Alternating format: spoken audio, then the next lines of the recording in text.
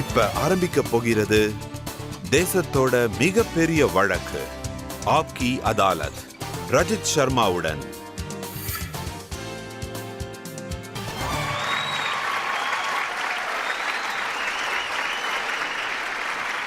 வணக்கம். தேங்க்யூ. ஆப்கி அதாலத்துல இன்னைக்கு நம்மளோட விருந்தினர் சினிமா உலகத்துல மின்னிட்டு இருக்கிற ஒரு நட்சத்திரம் தான். உலகம் முழுக்க இவருக்கு நிறைய ஃபேன்ஸ் இருக்காங்க. ஹீரோவாவும் நடிச்சிருக்காரு, வில்லனாவும் நடிச்சிருக்காரு. இவர் சிரிக்கவும் வைப்பாரு, அழவும் வைப்பாரு. அவர் காமெடி ரோல்ஸ் பண்ணாலும் எல்லாருக்கும் பிடிக்கும், ட்ராஜடி ரோல்ஸ் பண்ணாலும் எல்லாருக்கும் பிடிக்கும். மக்கள் இவரை ஓடிடியோட ராஜான்னு தான் சொல்லுவாங்க. ப்ளீஸ் வெல்கம் பிரபலமான நடிகர் பங்கஜ் திரிபாட்டி.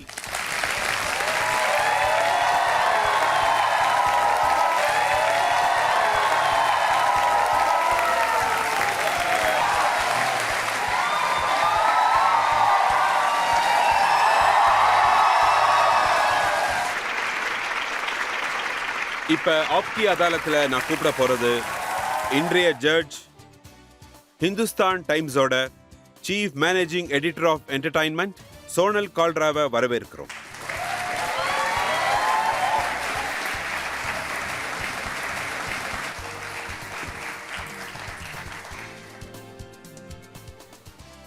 ஆப்கி அதாலத்துல இன்றைய வழக்க ஆரம்பிக்கிறதுக்கு முன்னாடி, குற்றச்சாட்டுகளையும் கேள்விகளையும் கேட்கறதுக்கு முன்னாடி இன்றைய ஜட்ஜான சோனல் கால்ரா கிட்ட வழக்க ஆரம்பிக்கிறதுக்கு அனுமதி கேட்போம்.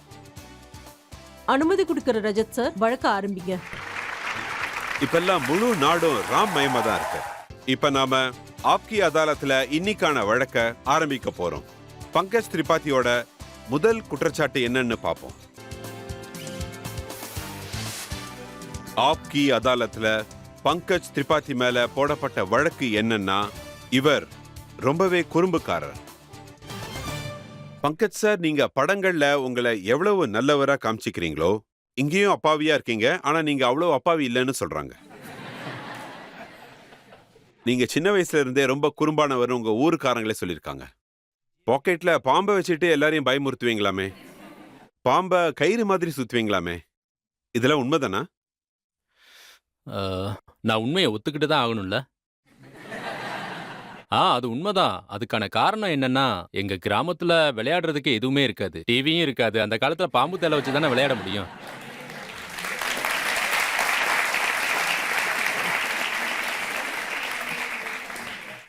நான் 76ல் பிறந்தேன்.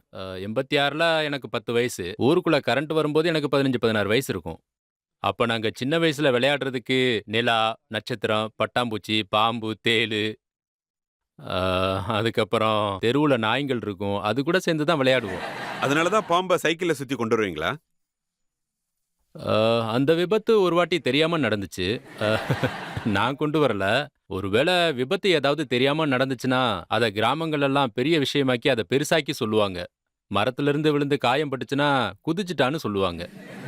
ஆனா உண்மை என்னன்னா, நான் விழுந்திருப்பேன். சின்ன வயசுல இதெல்லாம் சகஜம் தானே. அப்புறம் சைக்கிள்ல நீங்க நிறைய வித்தைகள்லாம் காட்டுவீங்களாமே? ஆமா.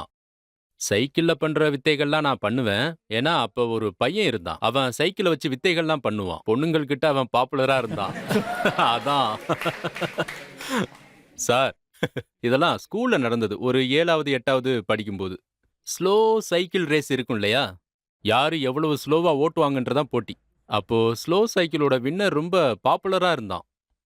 அதனால நானும் எப்படியாவது கத்துக்கணும்னு ரொம்ப ஆர்வமா இருந்தேன், எப்படியாவது பாப்புலர் ஆகணும்னு. ஆனா நான் தோத்துட்டேன், என்னால பண்ண முடியல. சின்ன வயசுல உங்க குறும்புத்தனத்தினால ஒரு முறை பூச்சிகள்லாம் சாப்பிட்டீங்களாமே?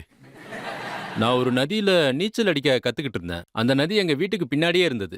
தண்ணிக்கு மேல கருப்பா ஒரு சின்ன பூச்சி இருக்கும். அந்த பூச்சி ரொம்ப வேகமா தண்ணியோட கரையில ஓடிக்கிட்டு இருந்தது. அப்போ எங்க ஊர்ல இருந்த பெரிய பசங்க எல்லாரும் தண்ணியோட இதையும் சேர்த்து குடிச்சா ஈஸியா நீ நீச்சல் கத்துக்கலாம்னு சொன்னாங்க. ஏன்னா இது நீச்சல் கத்து கொடுக்கிற பூச்சின்னு சொன்னாங்க. அதனால நான் அதை எடுத்து குடிச்சிட்டேன் நீச்சல் கத்துக்கிறதுக்காக. ஆனா அதனால என் உடம்புக்கு எந்த பிரச்சனையும் இல்ல. நீங்க இத குறும்புன்னு சொல்றீங்க, அப்ப இதுவும் குறும்பு தானா? நீங்க உங்களோட ரூம்மேட்ஸ, அதாவது உங்களோட ஹாஸ்டல் மேட்ஸ பேய் சத்தம், ஆவி சத்தம்லாம் போட்டு அவங்களெல்லாம் பயமுறுத்துவீங்களாமே? நான் எல்லா குற்றச்சாட்டையும் ஏத்துக்கிட்டு தான் ஆகணும். ஏன்னா இது எல்லாமே உண்மைதான். ஆமா, என்னோட பேட்ச்மேட் ஒருத்தன் இருந்தான். எலுமிச்சம்பழம், குங்குமம், அதுல ஒரு ஊசியை குத்தி அவன் பெட்டுக்கு கீழே வைப்போம்.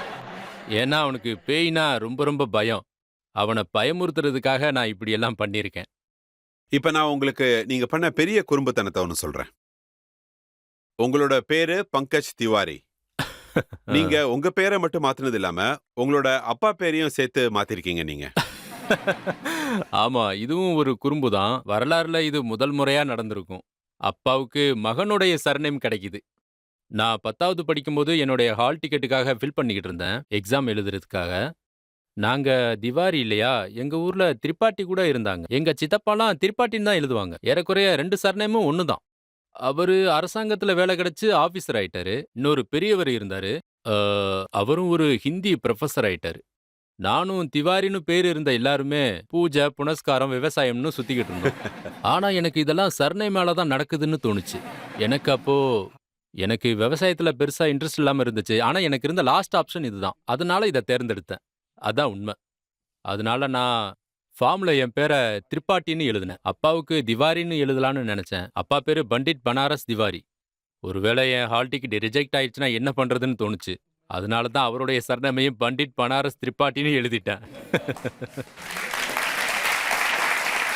நீங்க பெரிய ஆளு ஆகணுன்றதுக்காக உங்க பேரை மாத்திட்டீங்க. ஆனா உங்களுக்கு ஒரு ஜோசியர் சொல்லியிருக்காரு, உங்களால ஆக்டிங், சினிமாலலாம் நடிக்க முடியாதுன்னு சொல்லியிருக்காராமே. அதுவும் உங்க கால்ல இருக்கிற ரேகையை பார்த்து ஆ, சொன்னாங்களாமே. ஆமாமா, அப்படித்தான் சொன்னாங்க. என்னோட வீட்ல என் கூட பிறந்த பெரிய அக்காவுக்கு கல்யாணம். கல்யாணமாகி மாப்பிள்ளை வீட்டுக்கு போனதுக்கு அப்புறம் அந்த வீடே வெறிச்சோடி இருக்கும்ல. பெரியவங்கெல்லாம் ஒரு பக்கம் உட்கார்ந்துட்டு இருப்பாங்க. பசங்கள்லாம் விளையாடிட்டு இருப்பாங்க. எல்லா இடத்துலயும் அலங்காரம் இருக்கும். ஆனா அந்த நேரத்துல வெறிச்சோடி இருக்கும். அப்பதான் நானும் அங்க விளையாடிக்கிட்டு இருந்தேன். அப்போ ஒரு ஜோசியர் என்ன பார்த்து வான்னு கூப்பிட்டாரு. அவரு பேரு ஜெய்காந்த். அவரு பிஹெச்சியோட புரொஃபஸரா இருந்தாரு. ஆனா அவரு ஜோசியெல்லாம் பார்ப்பாரு. அவரு என் கையில நான் வெளியூருக்கெல்லாம் போவேன்னு எழுதியிருக்கு அப்படின்னு சொன்னாரு.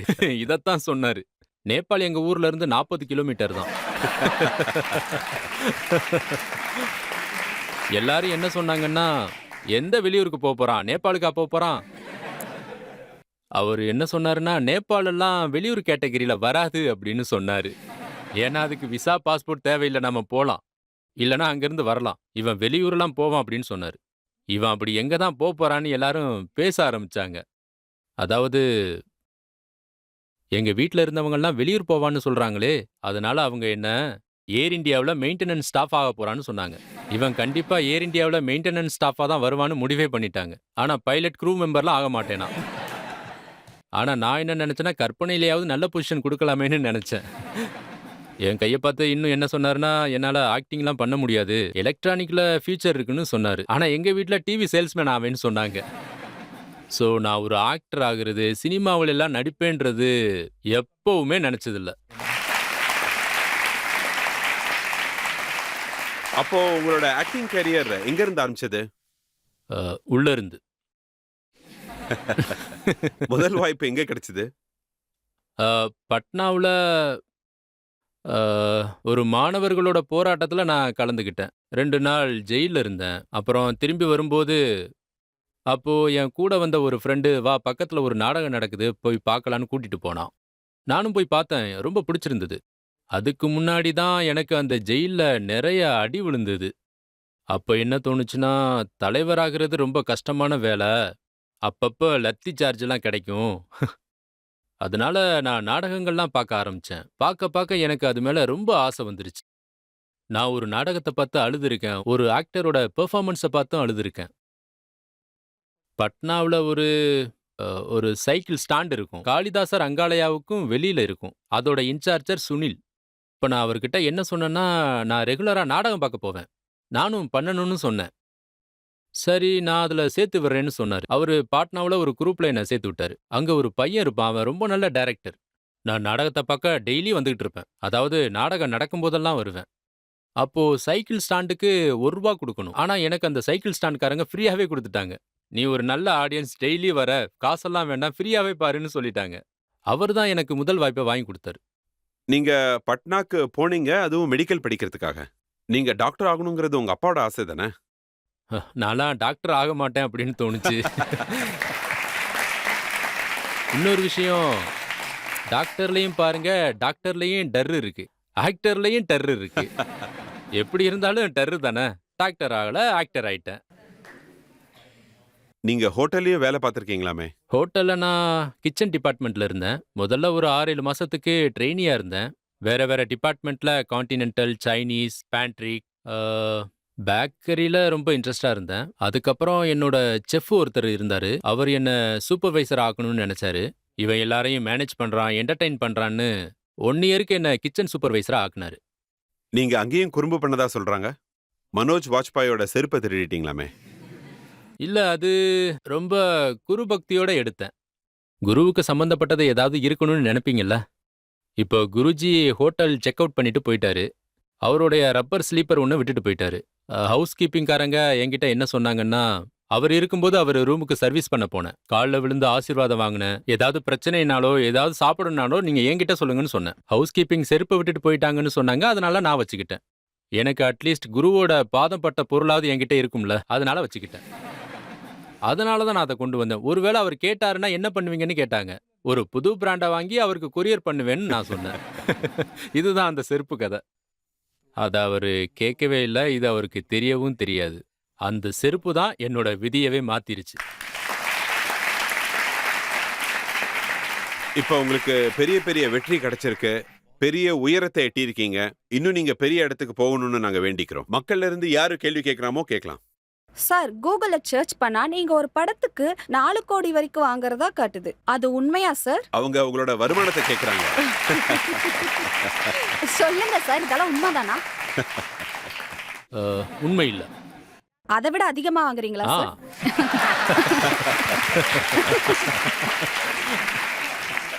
என்னோட கேள்வி என்னன்னா, உங்ககிட்ட எத்தனை வண்டி இருக்கு? என்னென்ன வண்டி இருக்கு? BMW, ம் ஜாகுவார், ம் மெர்சடிஸ், ஃபெராரி, ம் ஆடி, ம் இது நான் சொல்லணுமா?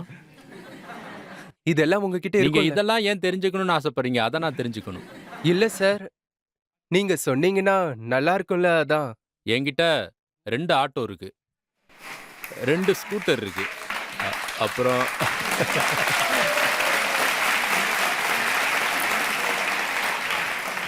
அது என்ன விஷயம்னு நான் சொல்றேன் கேளுங்க. என்கிட்ட லக்ஸரி வண்டிகளும் இருக்கு. ஆனா நான் எப்பவுமே அதோட போட்டோவை நான் போஸ்ட் போட மாட்டேன். யார்கிட்டயும் காட்ட மாட்டேன். இன்ஃபேக்ட் நான் எதுக்காக அதை வாங்கினேன்னா, ஏன்னா நான் படங்கள்ல நடிச்சுக்கிட்டு இருக்கும்போது, பெரிய பெரிய படங்கள் பண்ணிக்கிட்டு இருக்கும்போது சின்ன வண்டியில தான் போய்கிட்டு இருந்தேன். ஸோ பார்க்குறவங்க எல்லாரும் இவன் ஒரு சின்ன ஆக்டர் தான் நினைச்சிட்டு இருந்தாங்க. இவ்வளோ சின்ன வண்டியில வரானேன்னு பார்த்தாங்க. இனி இந்த மாதிரியெல்லாம் நடக்கக்கூடாதுன்னு தான் லக்ஸரியான வண்டி வாங்க வேண்டிய சூழல் வந்துச்சு. அதை தவிர்த்து எனக்கு காஸ்ட்லியான பொருள் எல்லாம் பிடிக்காது. சொல்லப்போனா நீங்களே பாருங்க, இது வெறும் காட்டன் துணி தான். And you are looking very smart, sir. ஆனா பங்கஜ் சார், நீங்க கிராமத்துல இருந்து மும்பைக்கு எப்படி நீங்க வந்து சேர்ந்தீங்க? மோட்டார் சைக்கிள்ல இருந்து பெரிய வண்டிக்கு நீங்க எப்படி வந்து சேர்ந்தீங்க? இத பத்தி என்கிட்ட நிறைய கேள்விகள் இருக்கு. இப்ப நம்ம சின்னதா ஒரு இடைவேளை எடுத்துக்கலாம். பிரேக் அப்புறம் பங்கஜ் திரிபாட்டியோட வழக்குகளை தொடரலாம். जिस शहर में नौकर बन के आए हैं, हम मालिक हैं उस शहर के।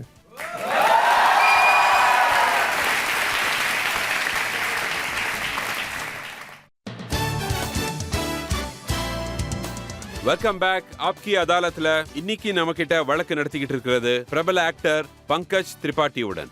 ஆப்கி அதாலத்ல அடுத்த குற்றச்சாட்டு. ஆப்கி அதாலத்ல பிலிம் ஸ்டார் பங்கஜ் திரிபாட்டி மேல போடப்பட்ட குற்றச்சாட்டு என்னன்னா, இவரு ஒருதலை பட்சமானவர். பங்கஜ் சார், உங்க ஆக்டிங் கெரியரை பார்த்தா நீங்க நீங்க நல்ல ரோல்களுக்காக மாறிடுறீங்க. உங்களுக்கு இஷ்டப்பட்ட மாதிரி பண்றீங்க. அதுக்கு ஒண்ணுன்னா உதாரணம் சொல்றேன். நீங்க டெய்லி சூப்ல வில்லனா ஆக்ட் பண்ணிட்டு இருந்திருக்கீங்க. அப்பதான் உங்களுக்கு கேங் ஆஃப் வசைப்பூர் ரோல் கிடைச்சது. முக்கியமான சீன் இருந்துச்சு. ஆனா அதை விட்டுட்டு நீங்க அங்கிருந்து காணாம போய் கேங்ஸ் ஆஃப் வாசிப்பர்ல நடிச்சீங்களாமே, இது ஒருதலை பட்சம் தானே? ஹிந்தி இண்டஸ்ட்ரியில யாராவது ஒருத்தராவது ஒருதலை பட்சமா இருக்கணும்ல. இல்ல, அப்படி இல்ல. டெய்லி சோப்ல என்னன்னா, நம்ம அதிகமா டைம் கமிட்மெண்ட் கொடுக்கணும். டைம் எல்லாம் அதுலயே போயிடும். அப்ப நம்ம பண்றது ஒன்றும் இல்ல. நான் டெய்லி சோப்ல என்ன பண்ணுவேன்னு தெரியுமா? 5 நாள் இந்த டிராமாக்காக வேலை பார்ப்போம் தினமும். 6வது நாள் 18 நிமிஷம் டிராமா வரும். கொஞ்சம் ஃப்ரீஸ் பண்ணி வைங்க, நிறுத்தி வைங்கன்னு சொன்னேன். டேட் மேனேஜ் பண்ணி வைங்க, ஒரு பெரிய மூவி கிடைச்சிருக்குன்னு சொன்னேன். அவங்க கேட்கவே இல்ல. டேட் கொடுக்க முடியலன்னா என்ன எடுத்துருங்கன்னு சொன்னேன். படம் பண்ண போறேன்னு சொன்னேன். கேங்ஸ் ஆஃப் வாஷிப்பர் அப்பதான் வந்தேன். அவர் என்ன சொன்னாருன்னா, அட நீ தான் வில்லன்பா, ஹீரோயினுக்கு கல்யாணம் ஆக போகுது, நீ இல்லாம யார் நிறுத்துவான்னு கேட்டாரு. நான் என்ன ஹீரோயினோட கல்யாணத்தை நிறுத்துறதுக்கா இருக்கேன், நான் என்னோட கெரியரை பார்க்க வேணாமான்னு கேட்டேன். அதுக்கப்புறம் நான் கிளம்பிட்டேன். அதுக்கப்புறம் அவங்க என் அண்ணனை வச்சு கல்யாணத்தை நிறுத்திட்டாங்க. டிவி ஷோஸ்ல என்ன வேணாலும் நடக்கும். ஒரு எபிசோட்ல போலீஸ்ல இருந்து டிடைன் பண்ணிருவாங்க. அடுத்த எபிசோட்லயே அவர் வந்து ஜாயின் பண்ணிருவாரு. ஆனா நீங்க அங்க போனது ஆடு வெட்டுறதுக்காகவா? ஆடுகளை வெட்டுறது, ரத்தம் தெறிக்கும், அப்புறம் மாடுகளை வெட்டுறது. ஆ, இதெல்லாம் நான் அங்க போனதுக்கு அப்புறம் தான் எனக்கே தெரிஞ்சது.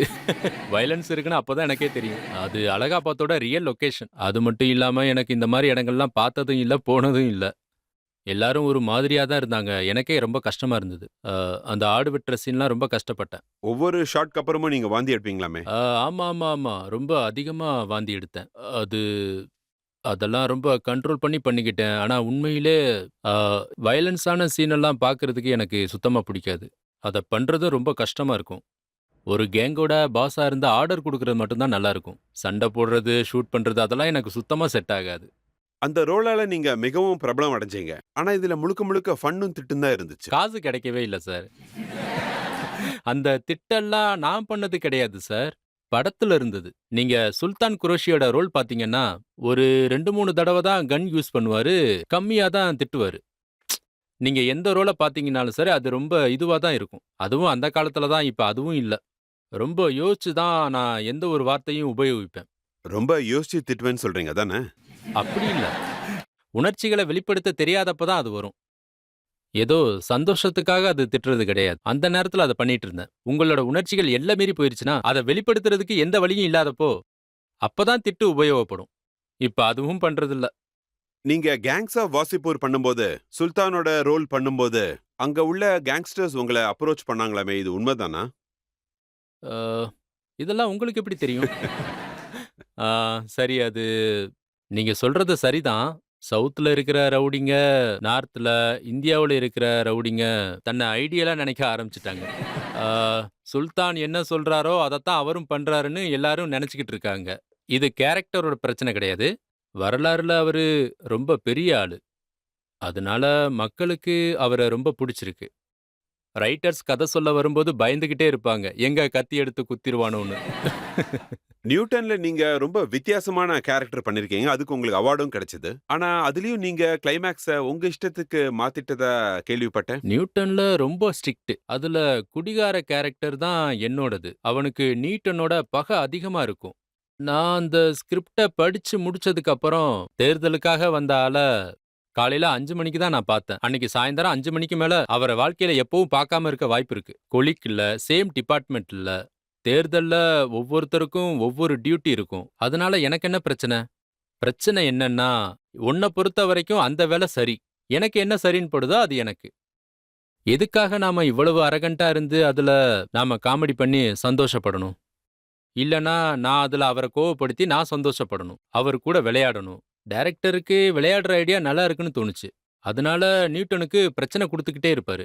ஏதாவது கேள்வி கேட்டுக்கிட்டே இருப்பாரு. என்ன பிரச்சனையில மாட்ட வச்சிருவாரு. ஆ, அதனால தான் கிளைமேக்ஸ்ல குடும்பத்தை காட்டினாரு. அதுல என்ன கிளைமேக்ஸ் இருந்ததுன்னா, நான் அதுல கஷ்டத்துல இருந்தேன். இப்படி எலெக்ஷன் நடந்துருச்சேன்னு கஷ்டப்பட்டிருப்பேன். அதனால அமித் மசூர்கரும் ரைட்டர் மயங்கும் கிளைமேக்ஸை மாத்திட்டாங்க. அப்ப நீங்க அந்த ரோல்ஸ பண்ணும்போது ரொம்ப சந்தோஷமா இருக்கீங்க. சார், பேமெண்ட் நம்ம பேங்க் அக்கவுண்ட்ல போகுது, நம்ம வாழ்க்கையும் சந்தோஷமா போகுது. அதனால நீங்க நீங்க கேட்டுக்கிட்டு இருந்தீங்கல்ல, பேமெண்ட் பத்தியும் வண்டியை பத்தியும்.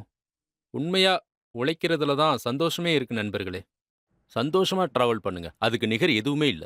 சந்தோஷமா இருக்கிறது தான் ரொம்ப விலை உயர்ந்த விஷயம். நீங்க நியூட்டனுக்காக டிராவல் பண்ணி காட்டுக்குள்ள தங்கி இருக்கீங்க. அங்க சிஆர்பிஎஃப் யூனிஃபார்ம் கூட போட முடியாத அளவுக்கு ரொம்ப பயமா இருந்துச்சாமே? ஒரு நாள் நாங்க போய்கிட்டு இருக்கும்போது திடீர்னு ப்ரொடக்ஷன்காரங்க வந்துட்டாங்க. நாங்க 5 மணிக்கு போகும்போது ஹோட்டல்ல இருந்து யூனிஃபார்ம் போட்டுட்டு தான் போவோம். அவங்க யூனிஃபார்ம் போட்டுட்டு போகக்கூடாதுன்னு சொன்னாங்க. நான் ஏன்னு கேட்டேன். ஒருவேளை நீங்க உண்மையானவங்கன்னு அவங்க நினைச்சிட்டாங்கன்னா, அங்க போய் சேஞ்ச் பண்ணிக்கங்கன்னு சொன்னாங்க. அப்ப நாங்க மேல இருந்த ஷர்ட்டை கழட்டிட்டோம். வண்டியில உட்காந்து தான் மாத்தணும். வெள்ளை கலர் பனியன் மட்டும் தான் தெரிஞ்சது. ஒரு நாள் இப்படிதான் நடந்தது. இந்த மாதிரி சிச்சுவேஷன்ல நீங்க எப்பயாவது பயந்திருக்கீங்களா? இல்ல. நான் பயந்ததில்ல. ஏன்னா நாங்க போற இடங்கள்ல நாங்க ஷூட்டிங்க்கு தான் வந்திருக்கோம்னு மக்களுக்கு தெரிஞ்சிரும். கேங்ஸ் ஆஃப் வாஷேப்பூர்ல ஒரு சீக்வென்ஸ் பனாரஸோட அடுத்த பக்கம். ராம்நகர் பேலஸுக்கு முன்னாடி ஒரு மார்க்கெட் இருக்கு. அப்புறம் அனுராக்குக்கு ஒரு பழக்கம் இருக்கு. அவருக்கு கொரில்லா ஸ்டைல்ல ஷூட்டிங் எடுக்கிறது ரொம்ப பிடிக்கும். ரியல் மார்க்கெட்ல கேமராவை மறைச்சு வச்சு ஆக்டரை அனுப்புவாங்க. அப்படித்தான் அந்த படத்தோட எல்லா போர்ஷனும் நடந்துச்சு. ஜேபி சிங்கும் என்னோட கேரக்டரும் நாங்க ஒரு சாட் கடையில உட்காந்து சாட் சாப்பிட்டுட்டு இருக்கோம். அந்த கடையில உட்காந்து பேசுற சீன் எடுத்துக்கிட்டு இருந்தாங்க. அங்க எங்களுக்கு சாப்பாடு பரிமாறுற ஆளுக்கும் அங்க உள்ள மத்த சர்வெண்ட்டுக்கும் நாங்க ஷூட் பண்ற விஷயமே தெரியாது. கேமராவை மறைச்சு தான் எடுத்துட்டு இருந்தாங்க. ராம்நகர்ல ஒரு சீக்வென்ஸ் இருந்தது. ஜிஷானோட கேரக்டரை தேடி சேஸ் பண்ணி ஷூட் பண்ற மாதிரியான ஒரு சீன் அது. எங்களுக்கு ஒரு கன் கொடுப்பாங்க. ஃபேக்கா ஷூட்டிங்காக தான். ஆனா அந்த கன்ல இருந்து சவுண்டும் வரும், புகையும் வரும். அப்ப அனுராக் என்ன சொன்னாருன்னா, காலையில 10 மணிக்கு மார்க்கெட் பிஸியா இருக்கும். வேன்ல கேமரா வச்சுட்டோம். மக்கள் போயிட்டு வந்துட்டு இருப்பாங்க. பைக்ல சீக்வென்ஸ் ஸ்டார்ட் பண்ணுங்க. மாருதி வேன்ல கேமராவை மறைச்சு வச்சு, மாருதி வேனோட பின்னாடி டோரு ஓப்பன்ல இருக்கும். நீங்க அந்த பாயிண்ட்டுக்கு போய் ஃபயரிங்க ஸ்டார்ட் பண்ணுன்னு சொன்னாங்க. சரி ஓகே பண்ணிடலாம் அப்படின்னு நான் சொன்னேன். அப்ப நான் பேங்க் பக்கம் போனேன். அந்த பேங்க்ல 2 போலீஸ்காரங்க கன்னோட உட்காந்துட்டு இருந்தாங்க. அப்ப நான் டைரக்டர்ட்ட சொன்னேன், முதல்ல இத பண்ணணும்னா நீங்க அவங்க கிட்ட போய் இது ஷூட்டிங்க்கு வச்சிருக்க டூப்ளிகேட் கன்னுன்னு சொல்லுங்க. இல்லனா அவங்க ஃபயரிங் பண்ணிட்டாங்கன்னா என்ன பண்றது? அப்புறம் அது பெரிய பிரச்சனை ஆயிரும்ல. அப்புறம் நாங்க அவங்க கிட்ட போய் இது கேங் வார்லாம் கிடையாது, சினிமா ஷூட்டிங்னு நாங்க சொன்னோம். அதனால நாங்க போற இடங்கள்லாம் முன்னாடியே பெர்மிஷன் கேட்டுப்போம். பெர்மிஷன் வாங்குறதுனால எந்த பயமும் இருக்காதுல்ல. உங்களுக்கு எந்த பயமும் கிடையாது. ஆனா ஸ்திரீல நீங்க மக்களை பயமுறுத்துனீங்க இல்லையா? அது பயமுறுத்துறதுக்கு தான் காசு குடுக்குறாங்கல்ல. ஸ்திரீ 2ல கூட இவங்கள பயமுறுத்த தான் போறேன். அதாவது ஸ்திரீ 1ல நீங்க பண்ணதை பத்தி நான் கேள்விப்பட்டேன். ஷாட் எடுத்துட்டு இருக்கும்போதே நீங்க திடீர்னு உட்காந்துருவீங்க. நீங்க என்ன பண்றீங்கன்னு யாருக்கும் தெரியல. அதனால கேமராமேன் டென்ஷன் ஆயிட்டாங்க. அதாவது நான் எந்த ஷூட்டிங்லயும் இப்படிதான் பண்ணணும்னு நான் பிளான் பண்ணிட்டுலாம் போமாட்டேன். ஷூட்டிங் நடந்துட்டு இருக்கும்போது என்னுடைய போசஸ் ஒரே மாதிரி எல்லாம் இருக்காது. அதை விட எக்ஸ்ட்ரா எழுந்திருக்கிறது, அந்த பக்கம் இந்த பக்கம் நடக்கிறது, சீன்ஸ்ல நான் இந்த மாதிரி தான் பண்ணிக்கிட்டு இருப்பேன். எனக்கு தெரிஞ்ச டிஓபிஸ் எல்லாம் ஒயிட் ஷாட் தான் வைப்பாங்க. கொஞ்சம் ஒய்டா வச்சா எப்படி வேணாலும் நகர்த்தலாம்ல. என்னோட ஆக்டிங்ல ரொம்ப ரெஸ்ட்ரிக்ட் பண்ணிக்க மாட்டேன். இப்ப நீங்க பிளாங்கெட் காஸ்டியூம் கொடுங்கன்னு கேக்குறீங்களாமே. நீங்க ரொம்ப நல்லா ரிசர்ச் பண்ணிருக்கீங்க சார். ஆமா, ஸ்திரீ 1ல அப்ப நான் உங்ககிட்ட என்ன சொன்னேன்னா, கம்பளி மாதிரி ஒரு லாங் கோட் பண்ணி கொடுங்கன்னு கேட்டேன். நாங்க ஒரு சின்ன கிராமமான சந்திரியில இருந்தோம். ஆனா யூரோப்பியன் வெஸ்டர்ன் மாதிரி நினைப்பாங்க. அவங்களுக்கு வெஸ்டர்ன்லாம் கிடைக்காது. அதனால பிளாங்கெட்ஸ் எல்லாத்தையும் கட் பண்ணி லாங் கோட் பண்ணிப்பாங்க. அந்த ஐடியாவுல தான் நான் அந்த காஸ்டியூம் பண்ண சொன்னேன். ஸ்திரீ 1ல நான் ஒரு லாங் கோட் போட்டுட்டு இருப்பேன்ல, அது காஸ்டியூம் டிசைனரோட ஐடியா இல்ல, என்னோட ஐடியா தான். ஏன்னா அதுல நடிச்ச கேரக்டர் தன்னைத்தானே ஒரு யூரோப்பியன்னு நினைச்சுக்கிறான். அதனால தான் இந்த மாதிரி பண்ணேன். எங்க ஊர்லயும் இப்படி ஒருத்தர் இருக்காரு. அதாவது எந்த ஊர்ல பார்த்தாலும் இப்படி ஒருத்தர் இருப்பாரு. கிராமத்தாளுங்க தான், ஆனா யோசிக்கிறதெல்லாம் வெளிநாட்டுக்காரங்க மாதிரி பண்ணுவாங்க. அப்புறம் லூடோல நீங்க போட்டிருந்த பிளாக் லெதர் ஜாக்கெட், அப்புறம் ஒயிட் ஷூஸ் இதெல்லாம் அது அனுராக்கோட ஐடியா, என்னோடயது இல்ல. அது முழுக்க முழுக்க அனுராக்கோட ஐடியா தான். அது எதுக்காக பண்ணாருன்னா, இது கேங்ஸ்டர் ரோல். நீயும் நிறைய படங்கள்ல கேங்ஸ்டர் ரோல்லாம் பண்ணிட்ட. அதனால லுக் வைஸா இது தனித்துவமா இருக்கணும்னு சொன்னாரு. அதனால மஞ்ச கண்ணாடி, லெதர் ஜாக்கெட், ஷூ, லுங்கி, அதுக்கப்புறம் கன்னை இங்க வச்சிட்டு இருப்பான், வெளியில எடுப்பான். இதெல்லாம் கேரக்டருக்கு ஆடாச்சு. ஆனா லூடோல இருந்த கேரக்டர் கேங்ஸ்டர் தான். ஆனா ரொம்பவே நல்லவர். ஆமா சார். இதுவும் உங்களோட வேலை தானா? நான் எல்லா நெகட்டிவ் கேரக்டரையும் அவருடைய பாயிண்ட் ஆஃப் வியூல இருந்து பார்ப்பேன். அவன் தான் ஃபேமிலிக்கும் வில்லனா இருக்கானான்னு பார்ப்பேன். ஆனா அப்படி இருக்க மாட்டான். கப்பர் சிங்கோட பொண்ணுக்கு எப்பவுமே கப்பர் சிங் தானே ஹீரோ. அப்பா எங்க போனீங்க? நான் வேலை பார்க்க போனேம்மா. சாயங்காலம் வீடு திரும்பும்போது சாப்பாடு எடுத்து வைப்பா. அதனால வில்லன்களை நான் அவங்களோட ஃபேமிலி பாயிண்ட் ஆஃப் வியூல இருந்து பார்ப்பேன். அதனால அவங்க எனக்கு நல்லவங்க மாதிரி தெரிவாங்க. மக்களும் உங்களை ரொம்ப நல்லவர்னு நினைக்கிறாங்க. இதெல்லாம் உங்களுடைய அன்பு. மக்கள்ல யாராவது கேள்வி கேட்க விரும்புறீங்களா? சார், உங்களோட நிறைய மூவிஸ் வந்திருக்கு. எங்களுக்கு ஏதாவது படத்துல இருந்து உங்களோட ஃபேவரட் டைலாக் சொல்லுங்க. நீங்க எந்த ஊருக்கு வேலை பார்க்க வந்திருக்கீங்களோ, நான் அந்த ஊருக்கே சொந்தக்காரன்.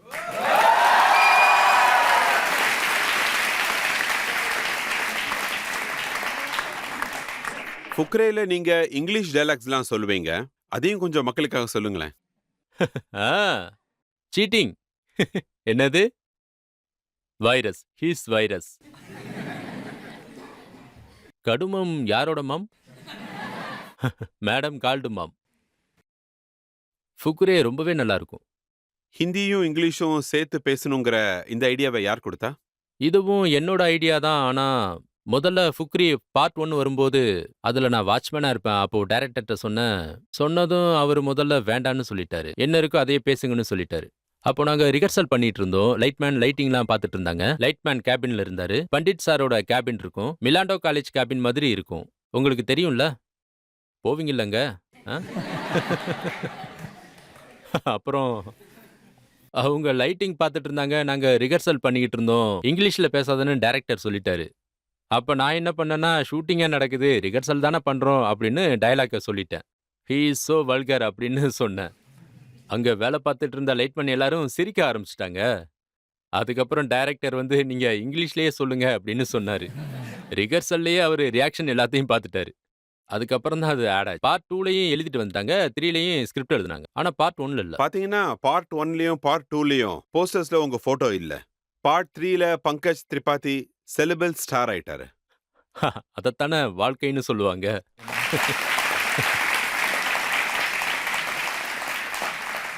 ஒருவேளை இதனால தான் ஒண்ணுக்கு பிறகு ஒண்ணுன்னு சீக்வல் வந்துட்டு இருக்கா?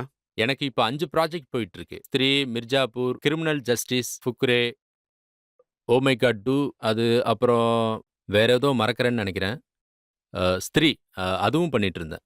அப்புறம் சூப்பர் 13 ஒரு படம் இருந்துச்சு. ஆமா சார். அதுல அரசியல்வாதியோட ரோல். அதுவும் உங்க இஷ்டம் போல நிறையவே மாத்திட்டீங்களாமே. இல்ல, அது விகாஷ் பேரோட டைரக்ஷன்ல பண்ண படம். நீங்க பார்த்திருப்பீங்கன்னு நினைக்கிறேன். அதுல ஒரு சீன் இருக்கும். அதுல ஆக்ஸ்போர்ட்ல அட்மிஷன் ஆயிருச்சுன்னு ரித்திக் என்கிட்ட கேட்க வருவாரு. அப்ப இவன் பாட்டுக்கு வேற ஏதோ பேசிட்டு இருப்பான். போறியா? எங்க போற? ஆக்ஸ்போர்ட் போறியா? போ போ. லண்டன் போறியா? பாரிஸ் போறியா? ஜப்பான் போறியா? வியட்நாமுக்கு போ, சீனாவுக்கு போ, பெல்ஜியமுக்கு போ, துபாய்க்கு போ, பஹ்ரைனுக்கு போ. இது என்ன கவிதை மாதிரி இருக்குன்னு கேட்டேன். இதெல்லாம் எழுதுனது கிடையாது. அதுல நான் ஒரு பீகார் அரசியல்வாதியா நடிச்சிருந்தேன். நான் என்னோட ஊர்ல அக்கம் பக்கத்துல அரசியல்வாதிகளை பார்த்திருக்கேன். அவங்க கண்டதையும் பேசுவாங்க. புரியுதுல உங்களுக்கு? என்ன பேசுறோம்னு அவங்களுக்கே தெரியாது. ஏதோ ஒண்ணு பேசுவாங்க. அதனால விகாஸ் சார்ட்ட என்ன சொன்னேன்னா, நானும் இது மாதிரி ரேண்டமா தான் பேசுவேன்னு சொன்னேன். பேசுறவங்களுக்கே அது புரியக்கூடாது. அந்த மாதிரி தான் அந்த கேரக்டரை டெவலப்மெண்ட் பண்ணாங்க. 3 சீனுமே ஹிட் ஆச்சு. கண்டதையும் பேசுறேன்னு சொன்னீங்களாமே, அதை பேசுங்க. அதான் சொன்னனே, துபாய் போ, பஹ்ரைன் போ, கவிதை மாதிரி இருக்குன்னு சொன்னனே. சார் அவர் கேட்பாரு, நீங்க தானே என்ன கூப்பிட்டீங்க அப்படின்னு. நாட்டுக்காக யார் யார் வேலை பார்க்குறாங்களோ நான் எல்லாரையும் கூப்பிடுவேன் அப்படின்னு அவர் சொல்லுவார்.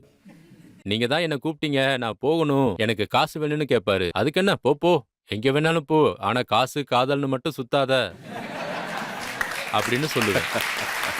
நல்லவங்கள்லாம் நாசமாகிறத நான் நேர்லயே பார்த்திருக்கேன். பகத்சிங் காசுக்கு பின்னாடி ஓடினாரா? நீங்க என்ன சொல்றீங்க அப்படின்னு கேட்பாரு. அவர் இல்ல, அப்படிலாம் இல்ல அப்படின்னு சொல்லுவாரு. போ போ அப்படின்னு சொல்லுவான். அவரு காசு கேட்பாரு, இல்லைன்னு சொல்லுவாரு. காசு கொடுக்காமலே எல்லா ப்ராமிசஸும் பண்றாரு. மிர்சாப்பூர்ல காலிங் பையா அப்படிங்கிற ரோல் மக்களுக்கு ரொம்பவே பிடிச்சது. அதே மாதிரி மிர்சாப்பூர்ல கூட உங்க ரோல் கேரக்டரை நீங்க மாத்துறீங்களாமே. ஜென்ரலா வில்லன்ஸ் பத்தி என்ன நினைப்பாங்க? ஒரு வில்லன்னாவே எப்பவும் கத்திக்கிட்டே இருப்பான். கண்ணெல்லாம் பெருசாக்கி எல்லாரையும் பயமுறுத்தணும்னு நினைப்பான். நான் மிர்சாப்பூர்ல இதெல்லாம் பண்ண மாட்டேன். டிஃபிகல்ட் வில்லன் என்ன பண்ணுவானோ அதை நான் அப்படியே பண்ண மாட்டேன். நான் அமைதியா உட்காந்து அப்படியே பேசுவேன். காலிங் பையா கேரக்டரும் அப்படித்தான். காலிங் பையா யாருன்னு தெரியாதவங்கெல்லாம் இவர் யாரு என்னன்னு கேட்டா எல்லாரும் ரொம்ப நல்லவன் அப்படின்னு சொல்லுவாங்க. ஒரு நல்ல ஆளை பார்த்துட்டு வந்திருக்கேன். சாஃப்ட் ஸ்போக்கன், அப்புறம் கேரிங், சிரிச்சுக்கிட்டே இருப்பாரு. ஆ, குட்டுவோட ஆளுலாம் இல்லைல்ல. அது அந்த மாதிரி கேரக்டர் அது ரொம்ப நல்லா அமைஞ்சது. அதோட டைரக்டர் அன்சுமன் அவர் எனக்கு பண்ணுங்கன்னு ஃப்ரீடம் கொடுத்தாரு. பங்கஜ் சார், இப்ப நேரம் எப்படி மாறிடுச்சுன்னா, உங்களை மனசுல வச்சு ஒரு கேரக்டரை எழுதுறாங்க, உங்களை மனசுல வச்சு ஒரு ஸ்கிரிப்டும் எழுதுறாங்க. இத பத்தி என்கிட்ட கேள்விகளும் குற்றச்சாட்டும் இருக்கு. இப்ப நாம ஒரு இடைவேளை எடுத்துக்கலாம். இடைவேளைக்கு பிறகு பங்கஜ் திரிபாட்டியோட குற்றச்சாட்டுகள் என்னன்னு பார்க்கலாம்.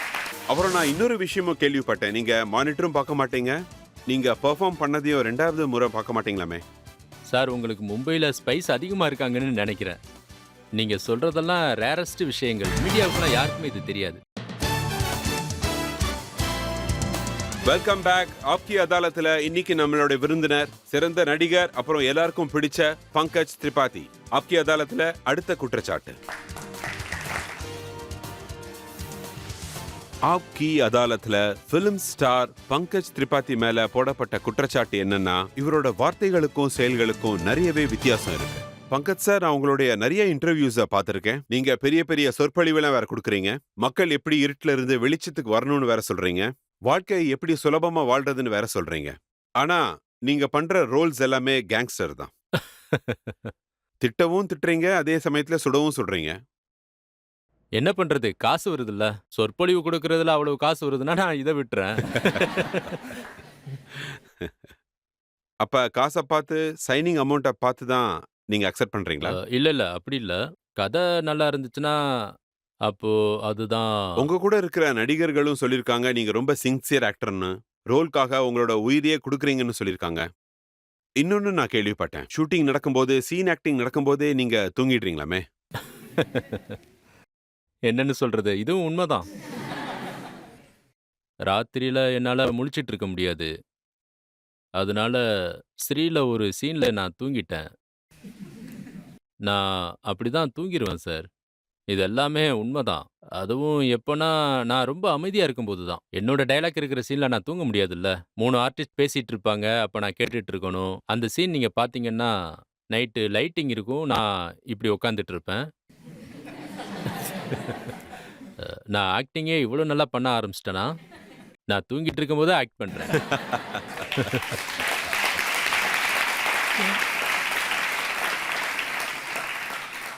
நான் இன்னொரு விஷயமும் கேள்விப்பட்டேன். சார், அதாவது நம்ம இந்தியாவ டெக்ஸ்ட் புக்ல படிச்சிருப்போம்ல. புக்ஸ் எல்லாத்துலயும் படிச்சிருப்போம்ல. சிறப்பு வாய்ந்த நாடு அப்படின்னு சொல்லி. அது மாதிரி நான் தூக்கத்துல சிறப்பு வாய்ந்தவன். எனக்கு தூக்கம் தான் முக்கியம். இப்ப சொல்லுங்க சார். ஒரு முறை உங்களுக்கு ரொம்ப உடம்பு சரியில்லாம போச்சு, செட்ல ஆம்புலன்ஸ் இருந்துச்சு, ஆனா நீங்க அந்த ரோல்ல ஆக்ட் பண்ணிட்டு இருந்தீங்களாமே. ஆமா, அப்படி நடந்திருக்கு. 2 முறை நடந்திருக்கு. நான் அப்படி இருக்கும்போது எனக்கு ஒரு ஆஃபர் வந்தது.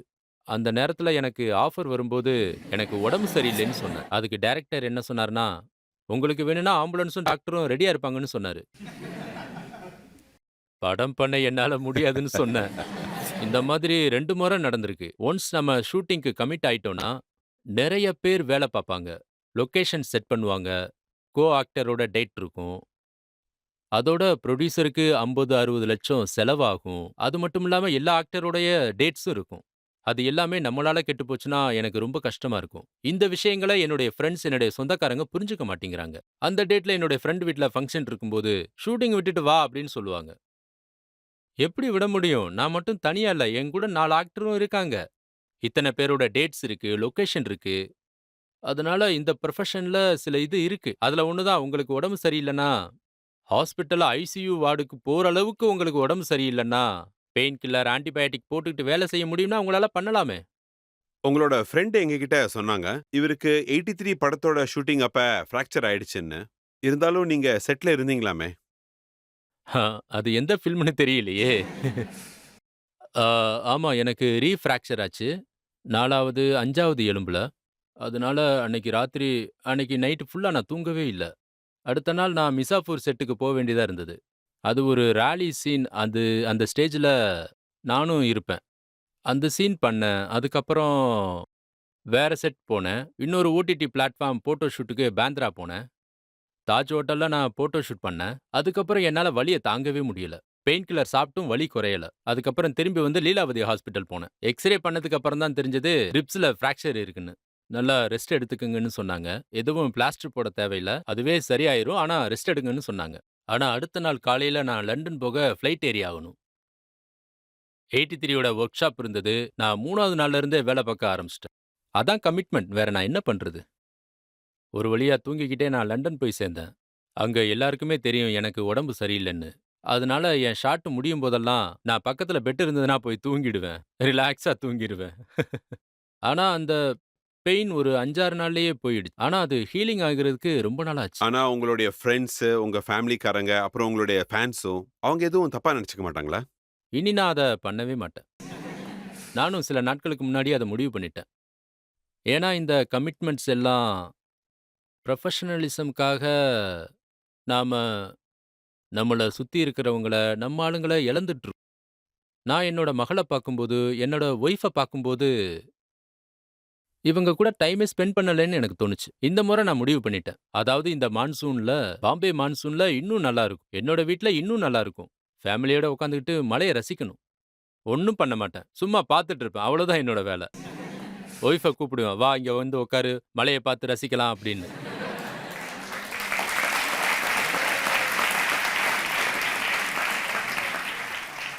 இந்த மாதிரி நீங்க மழையை ரசிச்சிட்டு இருக்கும்போது பெரிய சைனிங் அமௌண்ட்டோட உங்களுக்கு ஆஃபர் வந்துச்சுன்னா கொடைக்கு கீழ வச்சுட்டு போங்கன்னு சொல்லுவேன்.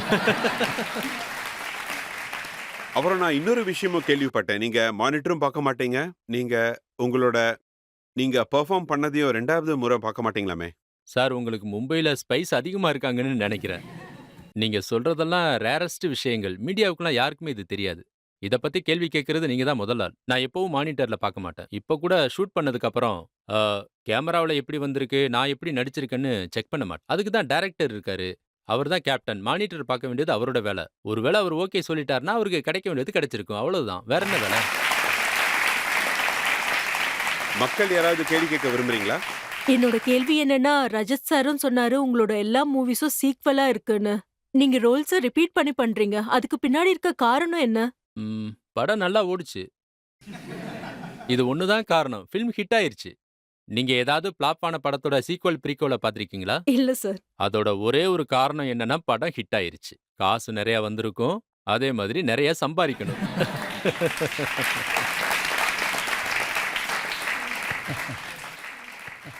நீங்க முதல்ல மும்பை வரும்போது ரவுடி ரோல்ல நடிக்கிறதுக்காக ராம் கோபால் வர்மா கிட்ட போனீங்களாமே, அது உண்மைதானா?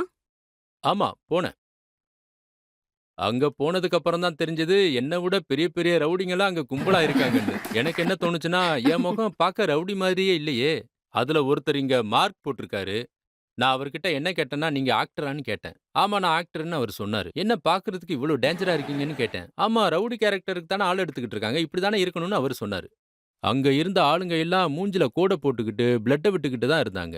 ராம் சார் எப்படியாவது நம்மள செலக்ட் பண்ணிருவாங்க அப்படின்னு.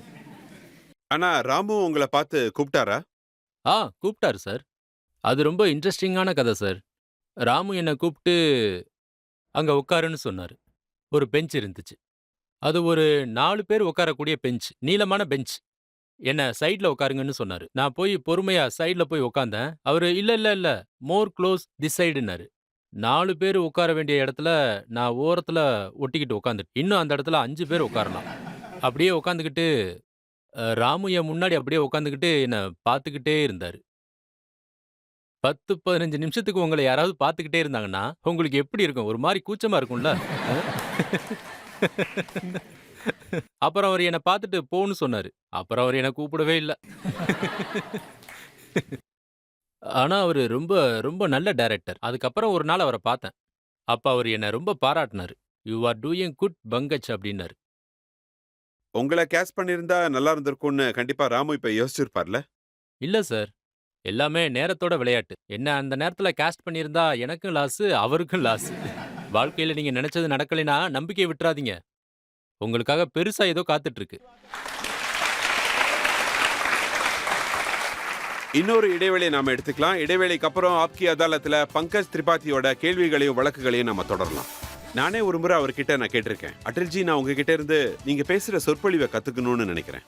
அவர் என்ன சொன்னார்னா, என்கிட்ட இருந்து பேசுற கலையை கத்துக்காத, எந்த இடத்துல நீ அமைதியா இருக்கணுங்கிறத நீ கத்துக்கோன்னு சொன்னாரு.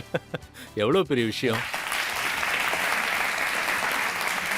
ஆப்கி அதாலத்துல வர வேண்டியது கட்டாயம். ஏன்னா நானும் அமைதியா இருக்கணும்னு தான் யோசிக்கிறேன்.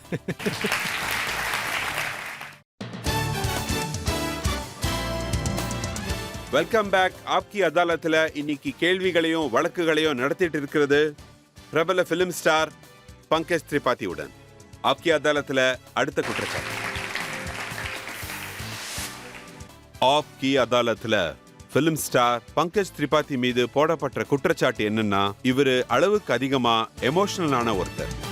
பங்கஜ் சார், நீங்க ரொம்பவே எமோஷனலான ஒரு ஆளு. நீங்க உங்களுக்கு கல்யாணம் ஆகும்போது அம்மா வீட்ல இருந்து வந்தது உங்க மனைவி. நீங்க எதுக்கு அழுதீங்க? ஆமா. என்னால தான் அவங்க அம்மாவை விட்டு வர்றான்னு தோணுச்சு. அதனால நான் ஒரு குற்றவாளின்னு எனக்கு தோணுச்சு. எனக்கு அப்படி ஒரு பொண்ணு வீட்டை விட்டு வர்றது பிடிக்காது. என்னோட மனைவியை மட்டும் சொல்லல. பொதுவா பொண்ணுங்களுக்கு கல்யாணம் ஆகும்போது, அவங்க அம்மா அப்பாவ விட்டுட்டு மாப்பிள்ளை வீட்டுக்கு போகும்போது, அதெல்லாம் தான் எமோஷனலா இருக்கும். இப்ப பாத்தீங்கன்னா, பிகினிங்ல என்னோட வீடியோவ பாத்தே நான் எமோஷனல் ஆயிட்டேன். அது பெருசா ஒண்ணும் இல்ல. நான் பண்ண வேல தான் அது. நான் வரும்போது நீங்க எல்லாரும் என்ன அப்ரிஷியேட் பண்ணது, ரிசீவ் பண்ணது, உங்களோட அந்த ஜோஷும், அன்பும், அன்பால என்னோட மனசு பூரா நெறஞ்சிருச்சு. நீங்க நீங்க சொன்ன இந்த குற்றச்சாட்டு சரிதான். எல்லார் மேலயும் அந்த குற்றச்சாட்டு விழுந்தா நல்லா இருக்கும். குஞ்சன் சக்சேனா படத்துல ஜான்வி கபூர் ஆக்டிங் பண்ணும்போது அவங்கள நீங்க சொந்த பொண்ணு மாதிரி நினைச்சுக்கிட்டீங்களாமே? அவங்க டெக்ஸ்ட் பார்த்து அழுதிட்டு இருந்தீங்களாமே? அவங்க கூட எனக்கு ரொம்ப நல்ல அ பாண்டிங் ஏற்பட்டுச்சு. அவங்க என் வீட்டுக்கு வந்துட்டு இருந்தாங்க. ரொம்ப சின்சியர், ஹார்ட் வொர்க்கிங் பெர்சன். அப்புறம் அப்பா, பொண்ணுன்னு வரும்போது எனக்கும் ஒரு பொண்ணு இருக்கா. ஸோ பெண் குழந்தைங்க மேல எனக்கு ரொம்ப அன்பு அதிகமா இருக்கும். எங்க வீட்ல பார்த்தீங்கன்னா 4, 5 பெண்கள் இருக்காங்க. என்னோட மனைவி, பொண்ணு, வேல பார்க்குறவங்க. அதனால நான் உணர்ச்சி வசப்பட்டுறேன். பெண் குழந்தைகள பார்க்கும்போது அவங்க வாழ்க்கை நல்லா இருக்கணும். நெறைய சக்சஸ் ஆகணும் அப்படின்னு நெனப்பேன். அதனால தான் நீங்க இன்டிமேட் சீன் பண்றது இல்லையா? இன்டிமேட் சீன்ல என்ன நோக்கம் இருக்குங்கிறது தான் விஷயம். அப்படி பார்த்தா செக்ஸ் எஜுகேஷன பத்தி ஒரு முழு மூவியே பண்ணேன். ஸோ அதுல என்ன நோக்கம் இருக்குங்கிறது தான் முக்கியம். தவறான விஷயங்கள மக்களுக்கு கொண்டு போகக்கூடாது. அது கதைக்கு ரொம்ப முக்கியமா இருக்கணும். அதனால அது கதைக்கு முக்கியமா இல்லையா அப்படின்னு நான் பார்ப்பேன். நீங்க நிறைய அரசியல்வாதி ரோல் வேற பண்ணிருக்கீங்க ஆமா, ஃபிலிம்ல. ஆனா அடல்ஜி இந்த தேசத்தோட ஹீரோ. சோ நீங்க ஹீரோ ஆகறதுக்காக நிறைய பிரிப்பரேஷன்ஸ் பண்ண வேண்டியது இருக்கும்ல? ஆமா சார். அ முதல்ல பயந்துட்டு இருந்தேன். நிறையவே பயந்துட்டு இருந்தேன். நீங்க எப்பவாவது அடல் பிஹாரி வாஜ்பாயை சந்திச்சிருக்கீங்களா? நான் அடல்ஜிய சந்திச்சிருக்கேன். அது ஒரு பெரிய கதை. நீங்க எல்லாரும் கேட்க தயாரா இருக்கீங்கன்னா அந்த கதைய சொல்றேன். இது 26, 27 வருஷத்துக்கு முன்னாடி நடந்தது. பட்னாவுல மைதானத்துல 95, 96ன்னு நெனைக்கிறேன்.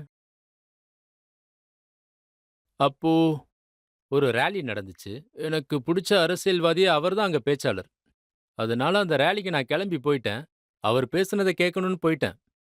என்னோட சைக்கிள் எடுத்துட்டு பாட்னாவுக்கு போனேன். அப்புறம் அந்த கிரவுண்டோட கோணையில அந்த ட்ராலில அந்த சங்கிலி எடுத்து லாக் பண்ணிட்டு, சாவிய எடுத்து பாக்கெட்ல போட்டுட்டு கிளம்பிட்டேன்.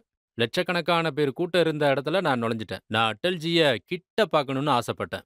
அதனால எல்லாரையும் இடிச்சு தள்ளிட்டு ஒரு 300, 400 மீட்டர் தான் என்னால முடிஞ்சது. அதுக்கு மேல முடியல. மக்கள் எல்லாம் ரொம்ப கூட்டமா இருந்தாங்க. என்னால உள்ள முடியல. அப்போ 95, 96ல நடந்த பொலிட்டிக்கல் ராலில 400 மீட்டர் தூரத்துல இருந்து ஸ்டேஜ்ல இருந்த அட்டல்ஜிய பார்த்தேன். அதுக்கப்புறம் சினிமாவுல வைட் ஆங்கிள்னு சொல்லுவாங்கல்ல. Wide frame. அந்த வைட் ஆங்கிள்ல இருந்து பார்த்தா எல்லாமே தெரியும். முழு ஸ்டேஜும் தெரியும். அந்த மாரி நின்னு பார்த்துட்டு இருந்தேன். ஸ்டேஜ்ல அட்டல்ஜி ஸ்பீச் குடுத்துக்கிட்டு இருந்தாரு. அவருக்கு பின்னாடி சத்ருகன் சின்ஹா இருந்தாரு. நான் வைட் ஆங்கிள்ல பார்த்துக்கிட்டே இருந்தேன். என்னால முன்னாடியும் போக முடியல, பின்னாடியும் போக முடியல. இப்போ இந்த ஃபில்மோட ஷூட்டிங் நடக்கும் போதெல்லாம், ரவி ஜாதவ் இருக்கார்ல, அவர் தான் டைரக்டர். அவர் செட்ல என்ன அட்டல்ஜின்னு தான் கூப்பிடுவாரு. அங்க டிஓபி இருப்பாரு, அதாவது சினிமாட்டோகிராஃபர். அவர் பேரு லாரன்ஸ். லாரன்ஸ் கிட்ட ரவி ஜாதவ் சார் வந்து, "தம்பி அட்டல்ஜிக்கு ஒரு க்ளோஸ் வைன்னு" சொல்லுவாரு. எக்ஸ்ட்ரீம் க்ளோஸ் வைங்கன்னு சொல்லுவாரு. அட்டல்ஜிக்கு எக்ஸ்ட்ரீம் க்ளோஸ் வைங்கன்னு சொல்லும் போதெல்லாம், அப்போ என் மைண்ட்ல அந்த வைட் அ கண் முன்னாடி வந்து நிக்கும். நான்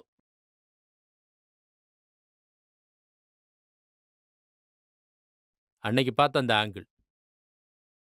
அதனால நான் என்ன சொல்ல வரேன்னா, வாழ்க்கையோட எக்ஸ்ட்ரீம் வைட் இருக்கு இல்லையா? நீங்க உங்களோட வழியில நடந்துக்கிட்டே இருங்க. அது எக்ஸ்ட்ரீம் க்ளோஸ் ஆயிரும்.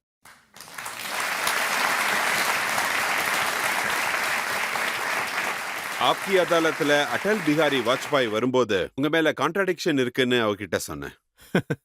அப்ப அவர் என்ன பதில் சொன்னாருன்னா, எங்க அப்பா சரியா தான் எனக்கு பேர் வச்சிருக்காங்க. என்னோட பேரு அடல். அத்தோட நான் பீகாரியும் தான். படத்துலயும் அவரு இதே மாதிரி தான் இருப்பாரா?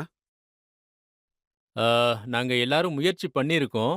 ஆ, அப்படித்தான் அதுல இருப்பாரு. ஏன்னா, அட்டல்ஜியோட கேரக்டர் பண்ற நானே ஒரு பிகாரி தான். அடல்ஜியோட கேரக்டர் எப்படின்னா, அவருக்கு தேவைப்படும்போது அவர் சாஃப்ட்டா இருப்பாரு. தேவைப்படும்போது கோவம் கூட படுவாரு. பாகிஸ்தான் தரப்புல அவரு மென்மையாவும் இருந்தாரு, கோவமும் பட்டாரு. இது 2த்தையும் படத்துல காட்டிருக்கீங்களா? ஆ, ஆமா சார். காட்டியிருக்கோம். அதுல லகூர் பஸ் பயணமும் இருக்கு. அவரு பொறுமையா அவங்க கூட ஒரு நல்ல உறவை ஏற்படுத்திக்கணும்னு நினைச்சாரு. எங்க ஸ்ட்ராங்கான முடிவெடுக்கணுமோ, அதையும் அவர் எடுத்திருக்காரு. அதையும் நாங்க மூவில பார்த்திருக்கோம். அப்பதான் ஒருத்தர பத்தி நாம முழுசா தெரிஞ்சுக்க முடியும். அவரோட எல்லா பக்கத்தையும் உங்களால தெரிஞ்சுக்க முடியும். அதுக்காக நாங்க நெறைய முயற்சிகள் பண்ணியிருக்கோம். நீங்க அடல்ஜி பத்தி படம் எடுக்கும்போது நீங்க அடல் பிகாரி வாஜ்பாய் பத்தி படிச்சிருக்கீங்களா? ஆமா சார், நெறைய படிச்சேன். நான் ஷூட்டிங்க்கு முன்னாடியே உங்கள பார்த்திருக்கலாமோன்னு தோணுது. அவர பத்தி இன்னொரு பக்கமும் எங்களுக்கு தெரிஞ்சிருக்கும். அடல்ஜி கூட ரொம்ப எமோஷனலான ஒரு பர்சன் தானே? ஆமா, உங்க படத்துல இத நீங்க காட்டுவீங்களான்னு எனக்கு தெரியல. நிச்சயமா காட்டுவோம். எல்லா எமோஷன்ஸையும் காட்டணுங்கிறதுக்காக தான் நாங்க முயற்சிகள் பண்ணியிருக்கோம். ஒரு சாதாரண குடும்பத்துல பிறந்த பையனோட கதை இது. எப்படி அவரு சடன்லி அடல்ஜி வாஜ்பாய் ஆனாரு, எங்க போனாரு, எப்படி ஆனாரு, அவருடைய பர்சனாலிட்டி என்ன, இதெல்லாம் காமிச்சிருக்கோம். அவரோட சொற்பொழிவு, அவரோட அரசியல் கொள்கை. சொற்பொழிவ பத்தி பேசும்போது நான் கண்டிப்பா மன்னிப்பு கேட்டே ஆகணும். ஏன்னா நான் என்ன பண்ணாலும் சரி, அவர மாதிரி சொற்பொழிவு கொடுத்து அந்த வைப்ரேஷன கொண்டு வரது ரொம்ப கஷ்டம். அதனால நான் கம்மியா தான் இமிடேட் பண்ணேன். படத்துல நான் இமிடேட்டோ, மிமிக்ரியோ பண்ணல. நான் அடல்ஜியோட தாட்ஸ புரிஞ்சுக்கிறதுக்கும், மத்தவங்களுக்கு புரிய வைக்கிறதுக்கான முயற்சிய தான் பண்ணேன். ஸ்பீச் குடுக்கும்போது அவருடைய மைண்ட் செட் என்னவா இருக்குன்னு நான் யோசிப்பேன். ஒவ்வொரு 5 வருஷத்துக்கும் கவர்மெண்ட் மாறிக்கிட்டே இருக்கும். ஆனா தேசம் நிரந்தரமானது. அதோட இந்த ஜனநாயகம் நிரந்தரமானது. அப்போ கை வலது பக்கம் போச்சா, இடது பக்கம் போச்சாங்கிறதெல்லாம் முக்கியம் கிடையாது. அவருடைய எண்ணங்கள் என்னங்கிறது தான் ரொம்ப இம்பார்ட்டன்ட். சிந்தனை, அவரோட மனநில, ஃப்ரேம் ஆஃப் மைண்டுன்னு சொல்லுவாங்க. Mental state. அத ஸ்க்ரீன்ல கொண்டு வரணும்னு நான் முயற்சி பண்ணுவேன். நீங்க அடல்ஜியோட ரோல பண்ண அவர பத்தி படிக்க உங்களுக்குள்ளே ஏதாவது மாற்றம் வந்துச்சா? அத நீங்க உணர்ந்தீங்களா? ஆமா சார், ரொம்பவே. அடல்ஜியோட பர்சனாலிட்டி தான் என்ன அமைதியாக்குச்சு. என் உள்ள இருந்து டெமோக்ராட்டிக்கா மாத்திருக்கு. என்ன யாராவது விமர்சிச்சு குற்றம் சொன்னா கூட எனக்கு கோவமே வராது. ஏன்னா அது உங்களுடைய பெர்ஸ்பெக்டிவ், உங்களுடைய பாயிண்ட் ஆஃப் வியூ. என்னோட எண்ணங்கள ஏத்துக்கலைனாலும் ஓகே தான். சொல்றதுனால நீங்க டிஸ்அக்ரி ஆகுறீங்கன்னா, அத நான் அக்ரி பண்றேன். அதனால அட்டல்ஜியோட கேரக்டர் பண்ணும்போது என்னோட கேரக்டர் மாறிருச்சு. அடல்ஜி ஒருமுறை என்கிட்ட சொல்லியிருக்காரு, நீங்க எவ்வளவு வளர்ந்துகிட்டே போறீங்களோ, சகிப்புத்தன்மைக்கான பலத்தையும் நீங்க அதிகமாக்கிட்டே போகணும்னு ஆமா, சொல்லியிருக்காரு. அதேதான். ஆமா, நீங்க சொன்னது சரிதான். பேசுறத விட அமைதியா இருக்க கத்துக்கணும். நானே ஒருமுறை அவர்கிட்ட நான் கேட்டிருக்கேன். அடல்ஜி, நான் உங்ககிட்ட இருந்து நீங்க பேசுற சொற்பொழிவ கத்துக்கணும்னு நினைக்கிறேன். ம். அவரு என்ன சொன்னார்னா, என்கிட்ட இருந்து பேசுற கலைய கத்துக்காத. எந்த இடத்துல நீ அமைதியா இருக்கணுங்கிறத நீ கத்துக்கோன்னு சொன்னாரு. எவ்வளவு பெரிய விஷயம். ஆப்கி அதாலத்துல வர வேண்டியது கட்டாயம். ஏன்னா நானும் அமைதியா இருக்கணும்னு தான் யோசிக்கிறேன். இந்த படத்துலயும் அடல்ஜியோட கவிதைகள்லாம் இருக்கா? மக்கள் இத கேட்க வாய்ப்பு இருக்கா? இருக்கு சார். இந்த ஃபில்ம்ல நிறைய இடங்கள்ல கவிதைகள் இருக்கு. சில சீன்ஸ்ல நாங்க டயலாக்ஸுக்கு பதிலா 2 லைன் கவிதைகள உபயோகப்படுத்தியிருக்கோம். படத்துல இருக்கு.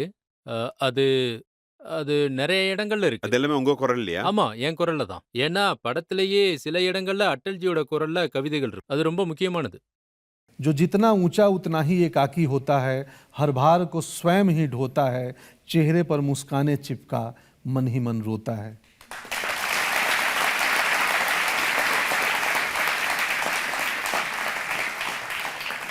जरूरी ये है कि ऊंचाई के साथ विस्तार भी हो, ऊंचाई के साथ विस्तार भी हो, जिससे मनुष्य ठूंठ सा खड़ा ना रहे, औरों से घुले मिले, किसी को साथ चले, किसी के संग चले, भीड़ में खो जाना, यादों में डूब जाना, स्वयं को भूल जाना, अस्तित्व को अर्थ, जीवन को सुगंध देता है।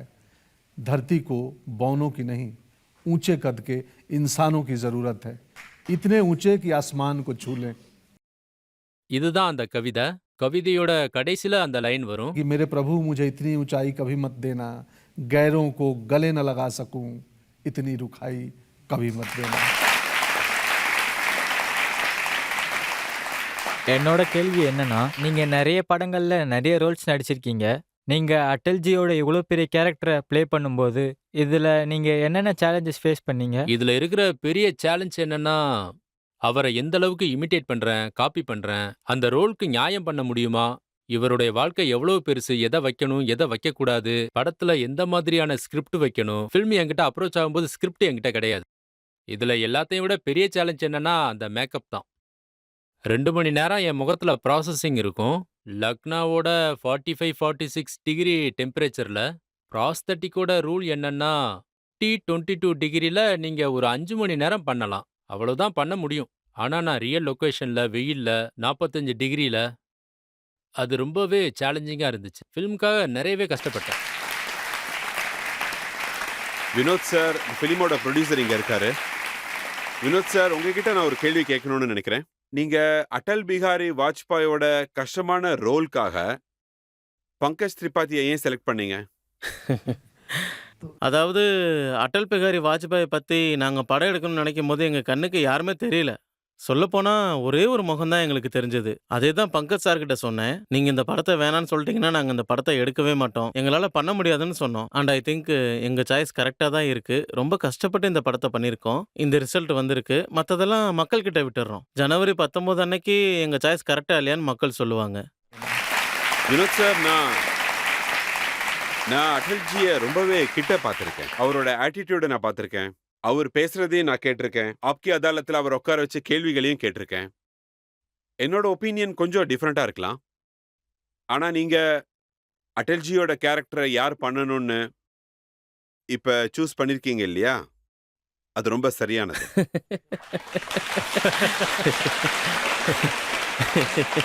Thank you sir, thank you so much. இப்ப பார்வையாளர்கள்லாம் காத்துக்கிட்டு இருக்காங்க.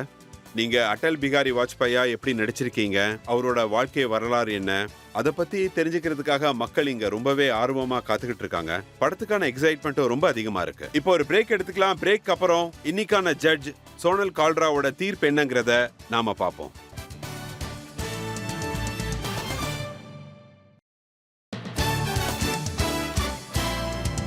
Welcome back. ஆப்கி அதாலத்துல இன்னைக்கு நம்ம வழக்க நடத்தினது பிரபல நடிகர் பங்கஜ் திரிபாதியுடன். இப்ப நாம ஆப்கி அதாலத்துல இன்னைக்கான ஜட்ஜ் சோனல் கால்ராவோட தீர்ப்பை கேட்போம்.